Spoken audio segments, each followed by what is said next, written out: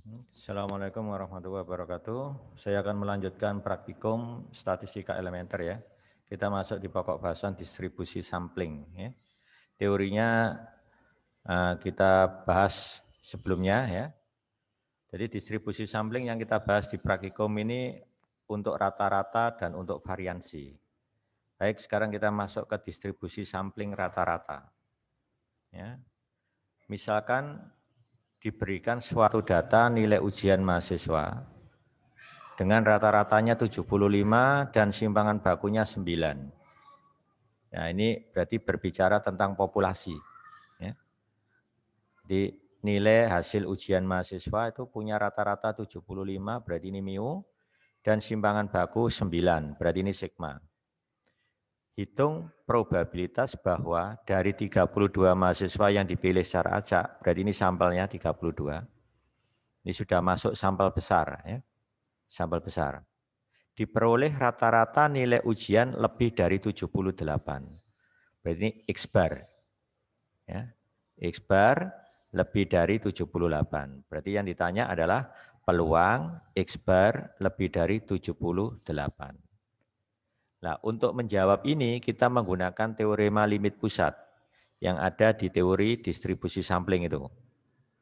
Ya, di mana bunyi teorema limit pusat adalah jika kita punya populasi, ya, kita punya populasi, distribusinya tidak harus diketahui, asalkan ada informasi rata-rata mu dan simpangan baku sigma.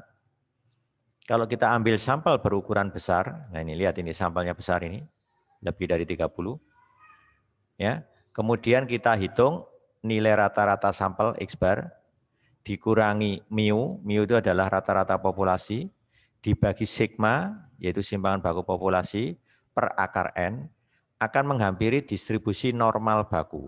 Nah, ini bunyi teorema limit pusat. Teorema ini kita gunakan untuk menjawab poin ini, A sama B. Nanti ya. Nah, jadi kalau kita jawab lengkapnya seperti ini, X bar, ini adalah rata-rata sampel yang berukuran 32 tadi, jadi ini N-nya. Nah, berarti ini harus kita rubah ke distribusi normal baku. Berdasarkan apa? Teorema limit pusat. Nah ini, bunyi teorema limit pusatnya ini. Ini yang biasanya saya lambangkan dengan set di teorema limit pusat. Jadi variabel random baru set sama dengan X bar min mu dibagi sigma per akar N akan menghampiri distribusi normal baku. Nah, sehingga ini bisa saya ganti nama dengan set. Berarti kan perubahan dari ini ke sini, ini ekuivalen. Kalau ruas kiri saya kurangi mu, ruas kanan juga kurangi mu. Mu-nya 75 kan.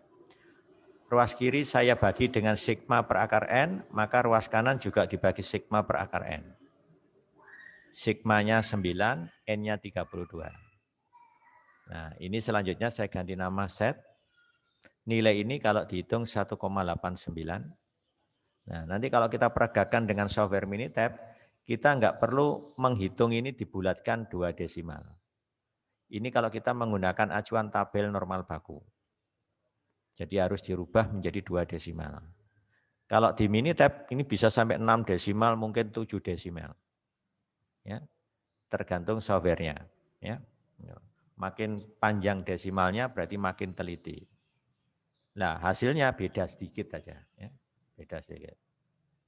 Oke, sekarang kita sudah berhadapan dengan ini. Andaikan nilai ini sudah kita hitung, kita bulatkan 2 desimal ketemu 1,89. Maka untuk menghitung ini belum bisa, karena kumulatifnya masih lebih dari. Ingat waktu kita bahas distribusi probabilitas, bentuknya harus kurang dari. Maka harus dikomplemen dulu. 1 min peluang, set kurang dari 1,89. Kalau di sini tidak ada sama dengan, komplemennya menggunakan sama dengan. Ya. Ingat, set di sini berdistribusi normal baku berarti kontinu. Kalau kontinu, seandainya Anda lupa nggak ngasih sama dengan, tetap betul. Tetap saya betulkan. Tapi ini lebih resminya begini. Kalau diskrit nggak boleh, harus hati-hati. Harus begini ya. Kalau diskrit. Ya. Karena ini kontinu, enggak masalah. Anda kasih sama dengan tambah bagus, tambah benar.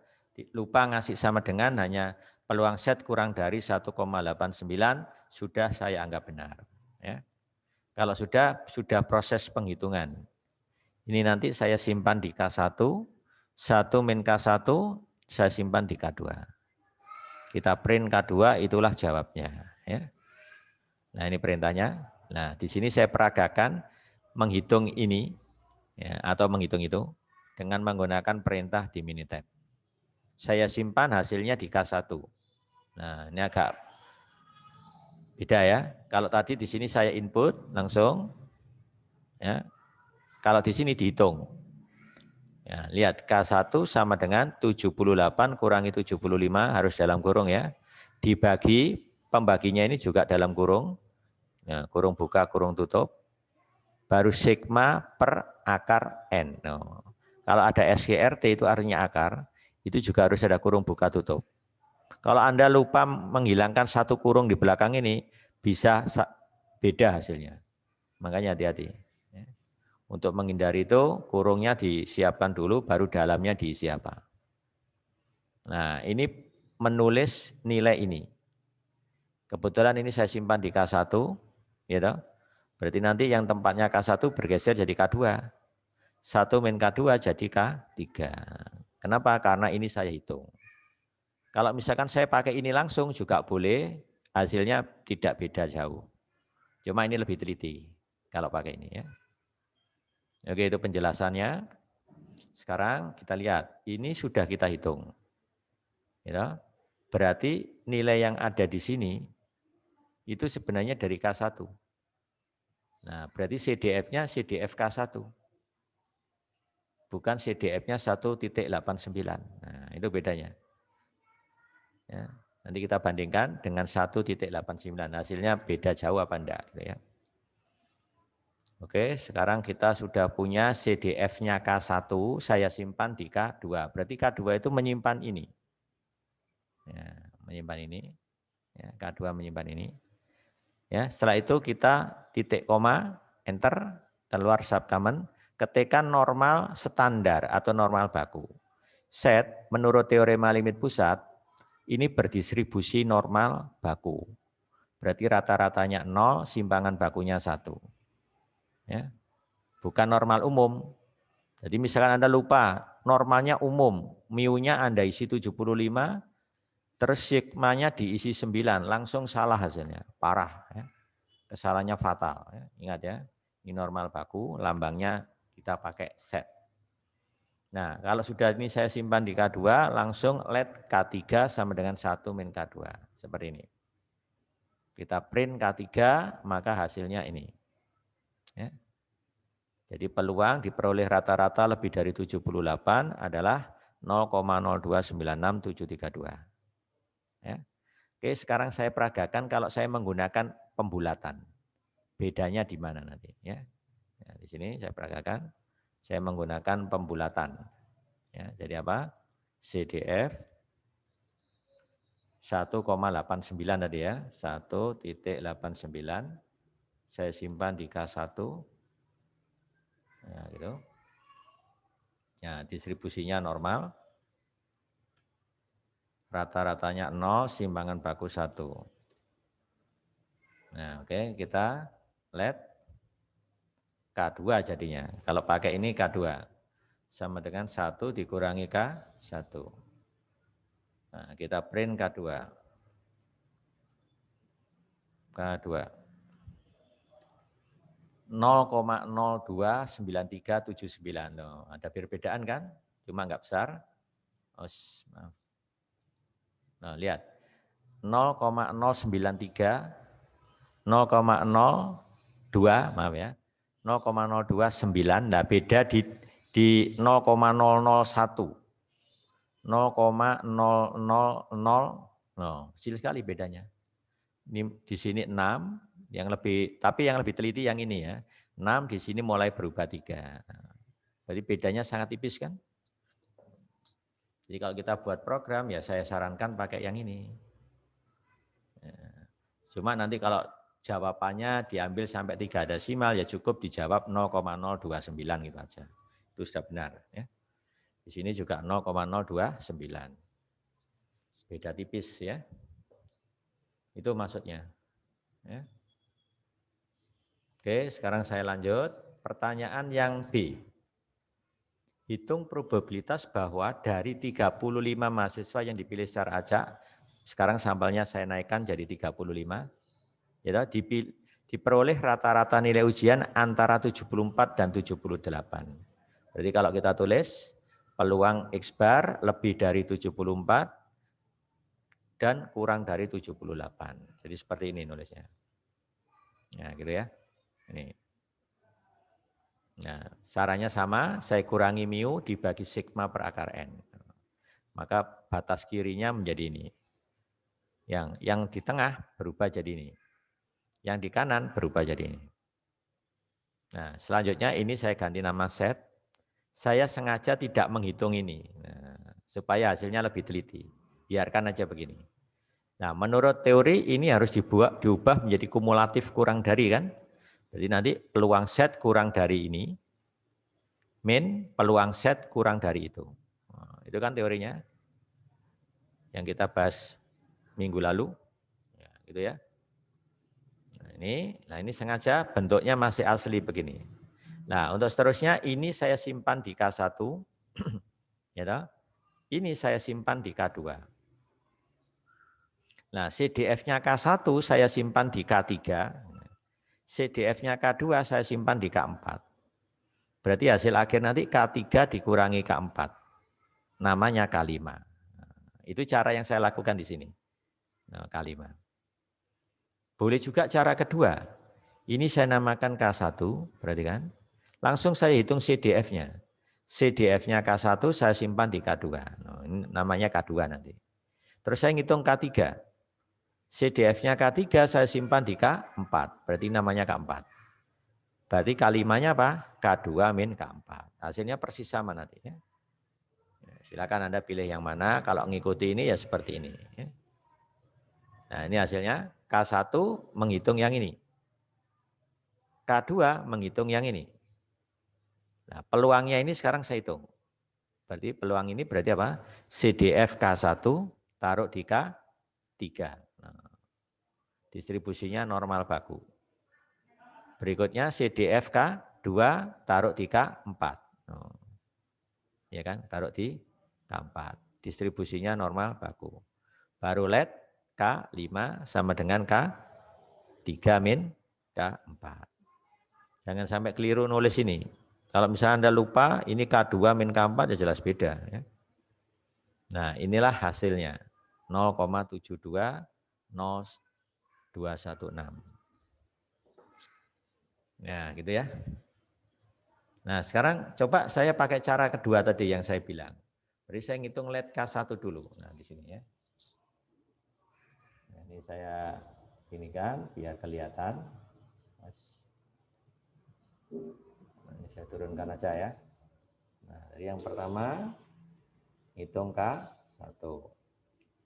Nah, kurung buka K1 78 min 75. Dibagi akar itu berarti sigma per akar N ya. Jadi saya kasih kurung buka tutup dulu. Sigmanya tadi 9 per akar. Akar itu S di RT. Jangan lupa kurung buka tutup. N. N-nya 35. Nah, ini nilai K1. Oke, saya enter. Nah, langsung CDF. K1 taruh di K2. Jangan lupa distribusinya normal baku. Rata-ratanya 0, simpangan baku 1. Selesai. Berarti kan K2 itu sudah menyimpan hasil ini. Sekarang ini saya namai K3. K3, saya ngopi dari sini. Dari K1. Ctrl C, Ctrl V. Tapi ini saya ganti K3. Dan ini saya ganti 70. Nah, 70 berapa ini? 74. 74 kan? Min 75 sama. Oke, saya enter. Nah, berarti kita sudah punya nilai K3 baru CDF K3 taruh di K4. CDF K3 taruh di K4. Ya. Distribusinya normal baku. Oke, selesai. Jadi kita sudah punya hasil, yang ini tadi K2, yang ini K4. Berarti let K5. Sama dengan K2 dikurangi K4. Ya. Kita print K5. Hasilnya persis sama, 0,720216. Ya, 0,720216. Persis sama. Ya. Nah, saya kira itu. Jadi prinsipnya Anda harus paham, oh kasus ini diselesaikan dengan menggunakan teorema limit pusat. Itu yang penting. Prinsipnya apa? Mengubah X bar menjadi set. Caranya kurangi X bar dengan rata-rata populasi, yaitu mu, dibagi sigma per akar N. Itu kata kuncinya hanya ini aja. Ya. Oke, sekarang kita berlanjut ke B. Ini hampir sama sudah. Bahwa diperoleh rata-rata antara, oh ini sudah ya. Kita lanjut lagi ke praktikum kedua. Nah, coba kita lihat di sini. Lift di suatu gedung bertingkat dirancang dengan batas beban 1.110 kg dengan kapasitas 15 orang. Berat pengguna lift diasumsikan berdistribusi normal dengan rata-rata 70 kg, berarti apa ini? Mu. Ya, ini bicara populasi sudah ini. Jadi populasinya apa? Berat pengguna lift. Jadi orangnya tadi. Distribusinya normal, rata-ratanya 70. Jadi ini mu. Sigmanya tidak diketahui. Simpangan baku populasi tidak diketahui. Jika dari 15 orang yang dipilih secara acak, berarti ini mengambil dari populasi tadi, ya, diperoleh simpangan baku berat pengguna lift sebesar 10 kg. Berarti kan? Ini berarti apa? S. Kenapa S? Karena diambil dari sampel. Dihitung dari sampel. 15 orang. Jadi S ini. Ya. Bukan sigma, hati-hati. Maka hitung probabilitas bahwa beratnya melebihi daya angkat lift. Kapasitas lift kan cuma 1.110 kilo. Kalau melebihi daya angkat lift berarti semacam menghitung peluang jumlah pengguna lift, yaitu ada 15 orang tadi, 15 orang, lebih dari 1.110 kan. Nah, ini namanya pengguna lift sebanyak 15 orang. Jadi maknanya di sini itu kan X1 berat orang pertama plus X2 berat orang kedua sampai berat orang yang ke-15. Melebihi daya angkat lift. Nah, jadi ini yang ditanya. Nah, caranya di mana? Kita bagi kedua ruas dengan 15, maka sigma XI per 15 namanya X bar.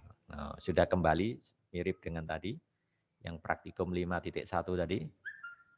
Nah, 1.110 saya bagi 15 ketemu 74. Jadi sama aja maknanya saya menghitung peluang rata-rata pengguna liftnya lebih dari 74. Kalau sudah prosesnya sama dengan tadi, cuma hati-hati, di sini menggunakan distribusi T, bukan normal baku set. Bukan. Kenapa? Karena distribusi T itu asumsi yang dibangun adalah kita punya populasi berasal dari distribusi normal, hanya diketahui rata-rata tapi tidak diketahui simpangan bakunya. Nah, cocok kan? Sampel yang diambil ukurannya kecil, 15, kurang dari 30.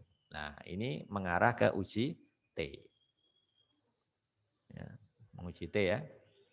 Nah, sehingga kita peroleh peluang, ini namanya jadi T, lebih dari itu. Mu-nya saya ganti 70 tadi, ini kan. Ya, S-nya adalah 10. Ini loh, ini rumus distribusi T itu ini. X bar min mu dibagi S per akar N. Kalau set tadi pakai sigma, beda sedikit. Ya.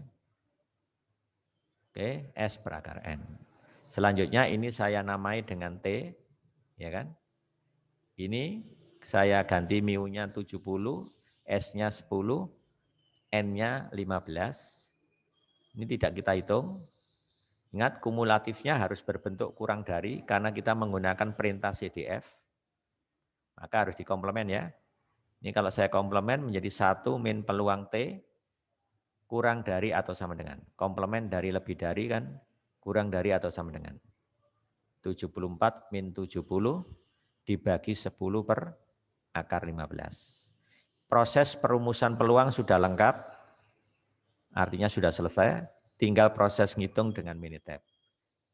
Ya, biasanya mahasiswa itu yang enggak paham, pertama, yang ditanyakan ini sudah ngerti belum? Nah, ini.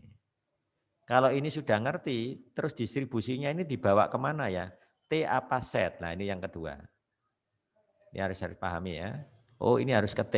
Oke, kalau bentuknya T sudah jelas begini, tinggal ngubah ke bentuk komplemennya, sehingga kumulatifnya menjadi kurang dari. Nah, ini pakai CDF ini ya. Nah, perintahnya mirip dengan normal tadi. CDF berapa? CDF-nya ini. Nah, kalau begitu saya harus ngitung ini dulu. Ini saya simpan di K1, baru CDF-nya K1 saya simpan di K2. Nah, nilai peluang ini saya namai K2 nanti. 1 dikurangi K2 namanya K3. Nah, ini yang ditanyakan.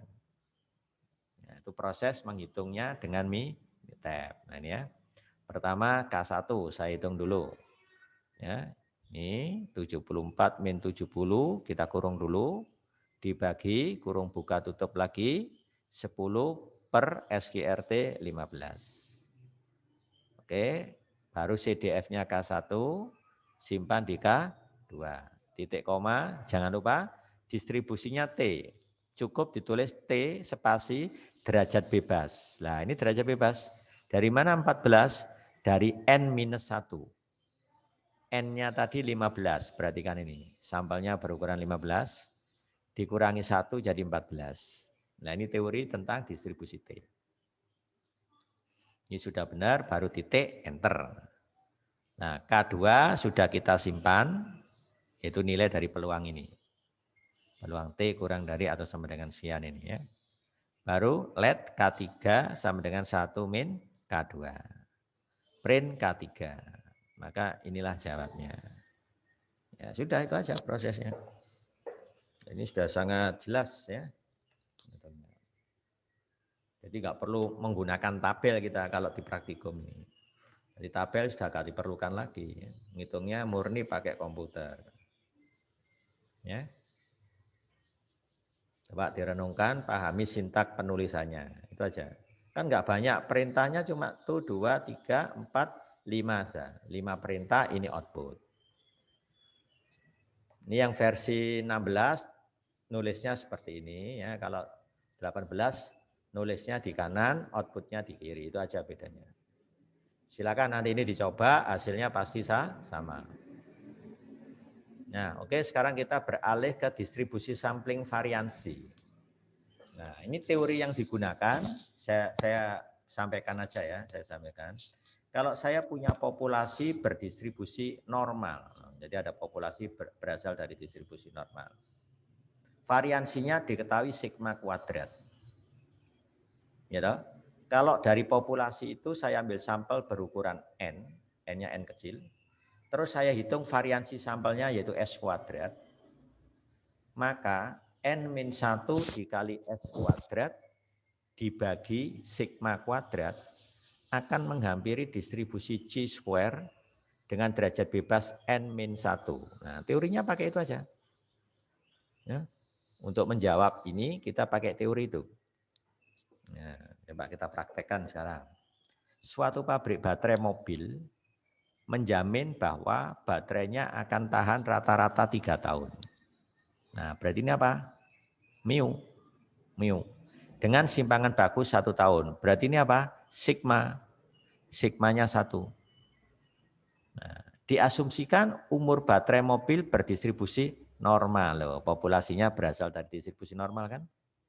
Hitung probabilitas, berarti kan? Dari 8 baterai mobil yang dipilih secara acak, berarti N-nya 8. Diperoleh variansi umur baterai kurang dari 0,3 tahun. Berarti ini S kuadrat. Ya, karena ini diperoleh dari sampel. Sampelnya berukuran 8, dihitung variansinya S kuadrat. Ya, S kuadratnya ini kurang dari 0,3. Lah itu peluangnya berapa? Itu yang ditanya.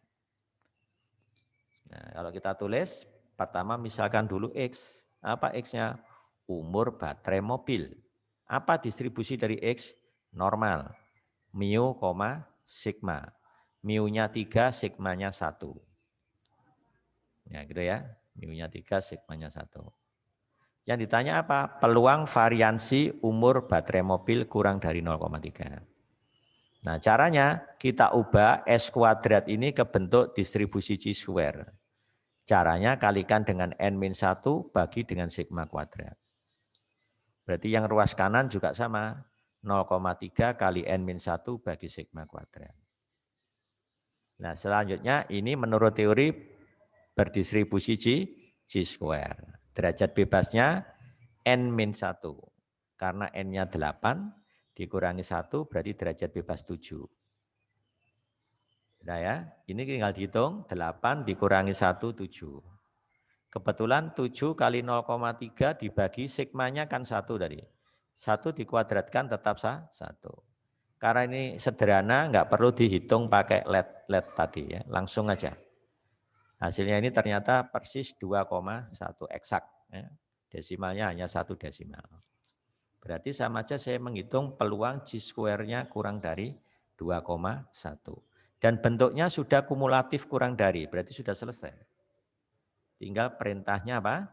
CDF. CDF berapa? 2.1. Titik koma, enter. Ketikkan Chi-square berarti Chi-ski. CHISK, gitu aja sudah mau, nggak perlu lengkap. Jangan lupa derajat bebasnya 7 titik, baru di enter. Nah, hasilnya ini, hanya 3 perintah aja kan. CDF 2.1, simpan di K1. Kalau ini saya simpan di K1. Misalkan Anda nggak pakai menyimpan K1 juga boleh. Ya, simpan K1, titik koma, enter ya. Baru Chi-ski. Ini Chi-square derajat bebas 7. Dari N-1 tadi. Print K1. Nah hasilnya ini. Peluangnya kecil ya, 0,0459. Ya, kita peragakan sini, CDF 2.1. Ya, gitu ya. Saya nggak perlu simpan di K1 juga enggak masalah, karena hanya 1 kali hitung. Ya. Nah, langsung kita Chi-ski aja. Nah, derajat bebas 7. Nah, hasilnya langsung 0,0459. Sama kan? 0,0459, 013. Ya, sederhana ya, distribusi sampling variansi. Berarti ini bicara satu populasi Mas ya. Nah, satu populasi. Berikutnya kalau 2 populasi berarti rasio 2 variansi. Nah, ini ceritanya hampir sama. Saya punya 2 populasi saling bebas, masing-masing berdistribusi normal. Masing-masing berdistribusi normal, kedua populasi itu. Ya. Kemudian dari kedua populasi itu diketahui variansinya. Populasi pertama sigma 1 kuadrat, populasi kedua sigma 2 kuadrat. Kalau dari masing-masing populasi saya ambil sampel berukuran N1 dan N2. Terus kita hitung variansinya ketemu S1 kuadrat ya, dari populasi pertama, S2 kuadrat variansi sampel dari populasi kedua, maka statistik F berarti kan sama dengan S1 kuadrat per sigma 1 kuadrat dibagi S2 kuadrat per sigma 2 kuadrat menghampiri distribusi F. Dengan derajat bebas pembilang N1 min 1, derajat bebas penyebut N2 min 1. Itu bunyi teorinya. Nah, di praktikum ini saya hanya menjelaskan ulang, nanti di kuliah kan sudah dapat. Ya. Jadi saya hanya mengingatkan kembali, makanya nggak saya tulis. Kita langsung praktek pengerjaan dengan komputer. Ya. Nah kalau saya tulis begini, X1 umur aki mobil hasil produksi pabrik A. Distribusinya X1 normal, rata-rata 2 tahun, ini berarti mu1. Ya toh? Variansinya saya misalkan sigma 1 kuadrat. Iya kan? Sigma 1 kuadrat.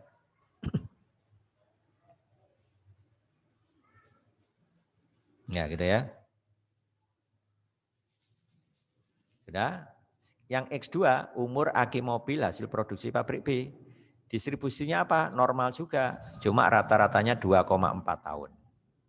Variansinya saya misalkan sigma 2 kuadrat. Dalam soal ini diasumsikan bahwa variansi umur aki hasil produksi kedua pabrik tersebut sama. Nah, ini sama. Berarti apa? Sigma 1 kuadrat sama dengan sigma 2 kuadrat. Diasumsikan sama. Kemudian dari populasi pertama saya ambil sampel berukuran 8. Dari populasi kedua saya ambil sampel berukuran 12. Ya, berarti dari sini saya dapat variansi S1 kuadrat. Dari sini saya dapat variansi S2 kuadrat. Gitu. Pertanyaannya, hitung probabilitas bahwa rasio itu artinya perbandingan, variansi umur aki mobil hasil produksi pabrik A berarti S1 kuadrat dibagi S2 kuadrat kurang dari 2,89. Berarti yang ditanyakan di sini probabilitas S1 kuadrat dibagi S2 kuadrat lebih kecil 2,89. Nah itu ya. Ini kalau saya tulis gini. Nah perhatikan tadi rumusnya distribusi F. Kan S1 kuadrat dibagi sigma 1 kuadrat per S2 kuadrat dibagi sigma 2 kuadrat. Pertanyaan saya, kenapa hilang sigma 1 kuadrat dan sigma 2 kuadratnya? Hilang tuh berarti nilainya 1. Kenapa 1? Ini, ada asumsi variansi populasi sama kan? Sehingga kalau pembilang saya bagi dengan sigma 1 kuadrat, penyebut saya bagi sigma 2 kuadrat, toh nilainya 1. Sehingga nggak perlu ditulis pun nggak masalah kan? Nah, tidak lain ini sebenarnya F. Ya. Nah, kenapa F-nya berubah jadi begini? Karena asumsi ini dipenuhi. Nah, asumsinya dipenuhi. Jadi namanya cukup F gitu aja. Sama aja saya menghitung peluang F kurang dari 2,89. Berarti kan kumulatifnya sudah kurang dari, proses sudah selesai. Langsung dihitung ini pakai CDF. Ya. CDF 2,89. Simpan aja di K1 boleh ya, titik koma, enter. Ketikkan F, itu artinya distribusi F. Kalau distribusi F derajat bebasnya ada 2, pembilang dan penyebut. Pembilangnya derajat bebasnya N1-1 berarti 7. Penyebut derajat bebasnya N2-1 berarti 11. Berarti nanti ketik F 7 spasi 11 baru titik enter. Print K1 itulah jawabnya. Nah itu ya, ini perintahnya hanya 3 baris kan. CDF 2,89, simpan di K1, titik koma, enter, keluar subcommand nanti ya. Nah ini harusnya subcommand bukan MTB, ini salah tulis saja ini. Subcommand. Akan muncul F spasi 7 spasi 11. Ini dari N1-1, ini dari N2-1. Titik ya. Enter, baru print K1. Maka ini peluangnya. Ya. Jadi peluang memperoleh rasio variansi umur aki mobil tadi kurang dari 2,89 ini cukup besar. 0,9435. Nah ini peluangnya sudah mendekati 1. Berarti artinya apa? Hampir percaya kita bahwa rasio variansi umur baterai atau umur aki mobil dari pabrik A dibanding pabrik B itu kurang dari ini, kita hampir yakin, percaya. Nah itu maknanya seperti itu. Nah, nanti kalau dianalisis mana yang lebih bervariasi itu bisa dianalisis dari rasio variansi ini. Ini diselang kepercayaan biar lebih jelas ya ulasannya nanti ya. Oke, ini ada salah tulis ya. Coba saya cek di sini ya. Jadi harusnya CDF ya gitu ya. 2,89 nah, gitu. Di sini saya simpan di K1 koma. Nah, ketika di enter yang keluar subcommon. Oh maaf, ini pakai koma harusnya titik. Ya, saya tulis. Ctrl C. Di Minitab saya, dia tidak mau pakai koma, tapi pakai titik. Nah gini ya. Ketika saya enter yang keluar subcommon nanti. Nah, ya kan? Baru ketikkan F, derajat bebas pembilang 7, penyebutnya 11. Nah, ya, jadi langsung keluar hasilnya. Nah, kalau yang di versi 18 tidak perlu print K1, langsung keluar. Nah, itu bedanya, beda sedikit aja. Yang penting hasilnya sama. 0, maaf, derajat bebasnya 711, F711, print K1. 2.89 K1. Ya, ini kumulatifnya kurang dari, oh gini. Kalau di versi 18 ya, untuk menghitung ini dia menggunakan perintah 1 minus ya. 1 minus ini. Coba kita lihat ya. Distribusinya F dia nggak mau ya. Let apa namanya? K2, coba saya cek dulu sama dengan 1 min K1. Oke, saya print K2. Oh, C1 min K1. Apa enggak salah baca tadi? Oh, salah baca ya. Coba tak print K1. Hasil dari ini K1, bukan ini tadi ya. Salah. Hasilnya sama nanti ya. Coba lihat, perhatikan. Print K1. Karena ini perintahnya ini, CDF 2.89, spasi K1, ini untuk menyimpan, titik koma, enter. Setelah subcommon keluar, saya ketik F7, spasi 11, titik. Nah, terus saya print, jadi yang ini nggak perlu yang ini. Nah, ini sebenarnya nggak perlu, cuma di versi 18 kalau sudah ditulis itu nggak mau dihapus kecuali ditutup programnya. Nah ini menurut saya ini kekurangannya ya. Kalau 16 dihapus bisa. Ya. Coba print K1 baru kita enter. No, sama kan? 0,9435. 943556 ya. Tampilan yang ini tadi itu hasil dari pengurangan tadi ya. Nah, LED K2 ini bukan. Yang ini tampilan dari yang program sebelumnya. Yang G-square ya, tadi saya lihat ya. Sama persis ya. Ketika saya print K1, no, maka hasilnya persis sama. 0,943556. Ya. Oke, sekarang yang terakhir. Ini ceritanya hampir sama. Ada dua populasi saling bebas, masing-masing berasal dari distribusi normal. Ya. Umur aki mobil hasil produksi pabrik A berdistribusi normal dengan rata-rata 2,5 tahun dan variansinya 0,5 tahun. Berarti ini μ1 2,5, sigma 1 kuadrat 0,5. Nah, ingat ya, variansi itu sigma 1 kuadrat.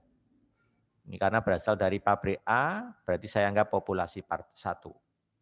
Sedangkan umur aki mobil hasil produksi pabrik B, ini berarti populasi kedua, berdistribusi normal juga, rata-ratanya 2 tahun, berarti ini μ2.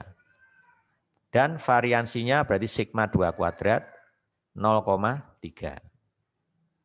Jika dari pabrik A dan B masing-masing dipilih sampel berukuran 10 dan 14 aki. Berarti ini yang N1, ini yang N2. Maka hitung probabilitas bahwa rasio itu berarti perbandingan, variansi umur aki mobil, hasil produksi pabrik A dan B lebih dari 1,23. Berarti yang ditanyakan apa ini? Peluang S1 kuadrat dibagi S2 kuadrat lebih dari 1,23. Nah ini cara jawabnya. X1 umur aki mobil hasil produksi pabrik A. Distribusinya normal. Ini μ1, ini sigma 1 kuadrat. Untuk X2, umur aki mobil hasil produksi pabrik B. Distribusinya juga normal. Rata-ratanya μ2, yaitu sebesar 2, dan sigma 2 kuadrat 0,3.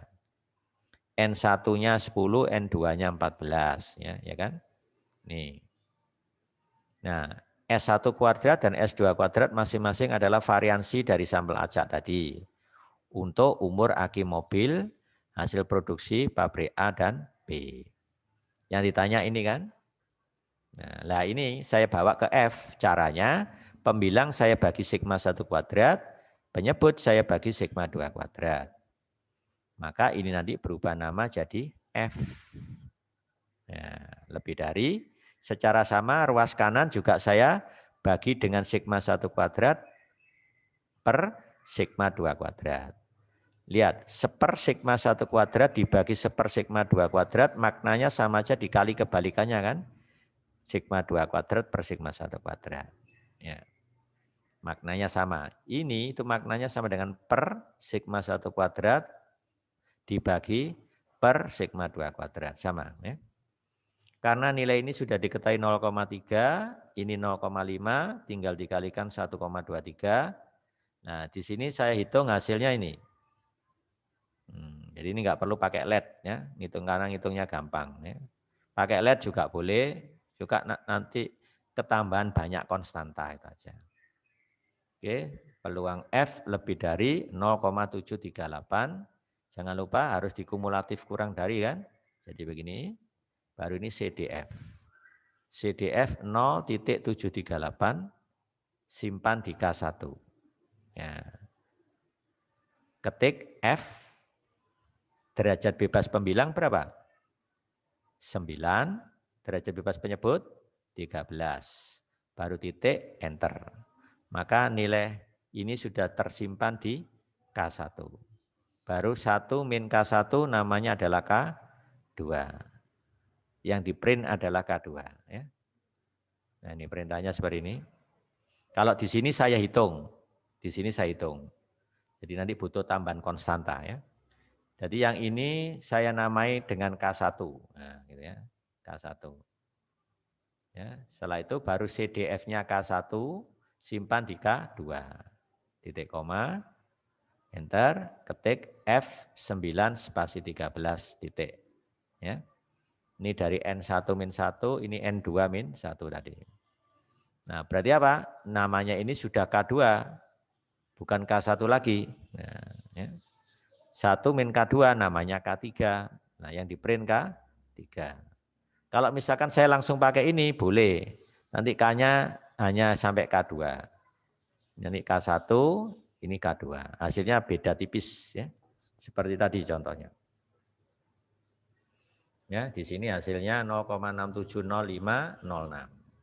Oke, misalkan saya langsung pakai yang 3 desimal ini ya. Cuma lebih tepat yang ini yang lebih tepat. Tidak apa-apa ya. Kita langsung pakai CDF ya. 0,738. 0,738. Ya kan? Saya taruh di K1. Oke. Titik komanya. Ya, gitu. Ya, saya enter, saya ketikkan F, derajat bebas, pembilang 9, penyebut 13. Oke. Ya, baru kita LED K2. Sama dengan 1 dikurangi K1. Nah, yang kita print K2. Ya, gitu ya. Nah, hasilnya 0,670506. Loh, bahkan persis sama. 670506, ya kan? Berarti ini kelihatannya hasilnya eksak, ini 3 desimal kalau begini, persis sama ini ya. Ya itu aja yang membedakan ya. Jadi boleh pakai langsung gini ya, boleh lewat ini. Cuma ini cara yang paling aman, paling teliti ya. Kalau langsung dihitung dulu, hasilnya ini pembulatan, lah itu biasanya ada beda tapi tipis bedanya. Ya. Oke, saya kira untuk distribusi sampling sudah cukup ya. Jadi nanti Anda bisa latihan di komputer masing-masing ya, biar lancar ya. Soal-soalnya yang ada bisa dipakai untuk latihan. Oke, saya akhiri sampai sini. Assalamualaikum warahmatullahi wabarakatuh.